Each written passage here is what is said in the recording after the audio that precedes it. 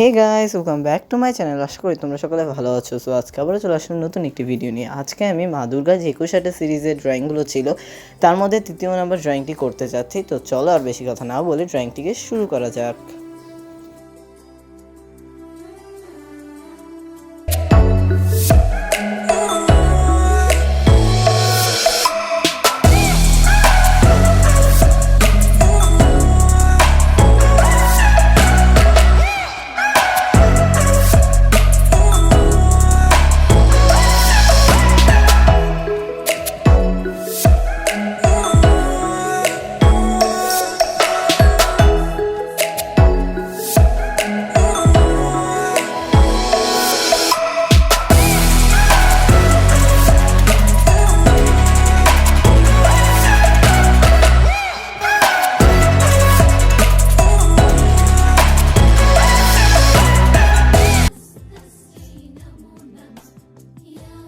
তো এখানে আমি আজকে গণেশ জননী মাতাকে আঁকছি, মা দুর্গার অন্যতম রূপ, যেখানে গণেশকে জন্ম দিয়ে তিনি নাম ধারণ করেছেন গণেশ জননী।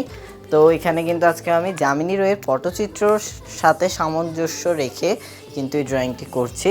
তো সবার আগে আমি পেন্সিল দিয়ে এঁকে নিয়েছি। এবার আমি নর্মাল যেভাবে মা দুর্গার মুখের রঙটা করে থাকি, অর্থাৎ অতসী ফুলের মতো হলুদ কালার বা সাবেকি যে দুর্গা মূর্তি হয় সেই মূর্তির কালার, তো সেটাকে এখন আমি করে নিচ্ছি এখানে হলুদ কালারটা।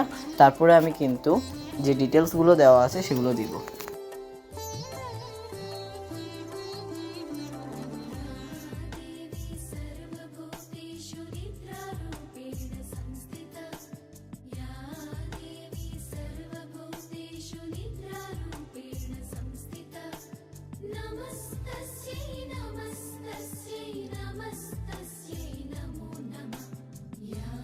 এবার আমি গণেশটাকেও কালার করে নিচ্ছি।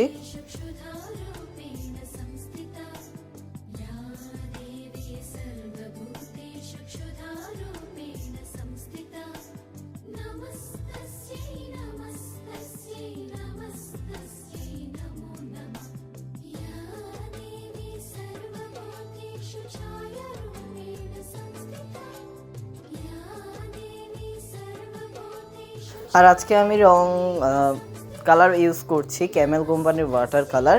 আমি কিন্তু এখানে ওয়াটার ছাড়া কোনো কালার ইউজ করিনি, তবে তোমরা চাইলে কিন্তু অন্যান্য কালার ইউজ করতে পারো। আমার কাছে ওয়াটার কালারই বেশি ভালো লাগে, এই জন্য আমি ওয়াটার কালার বেশি ইউজ করি।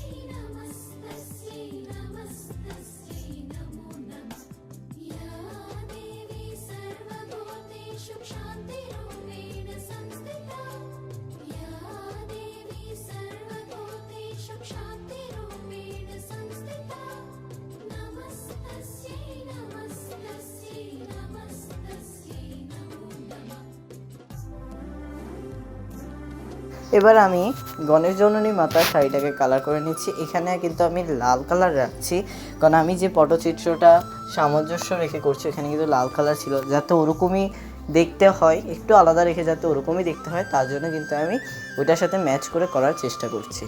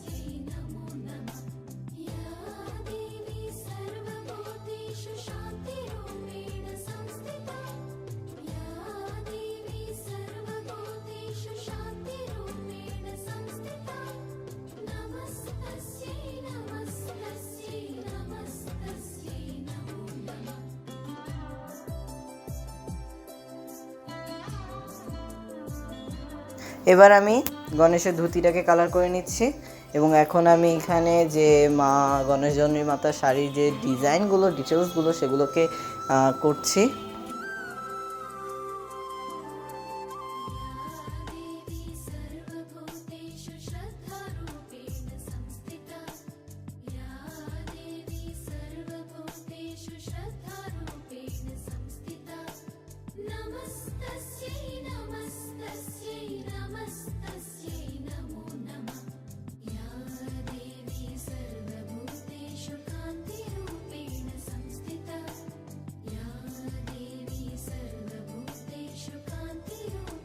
এবার এখানে আমি ব্যাকগ্রাউন্ড কালার করে নিচ্ছি এবং এইভাবে আমার এই ড্রয়িংটি শেষ হলো। তো thanks for watching. I hope তোমাদের কাছে ভিডিওটি ভালো লেগেছে। নেক্সট কী আঁকবো, মা দুর্গা কোন রূপ আঁকবো সেটা জানাতে ভুলবে না। তো বাই।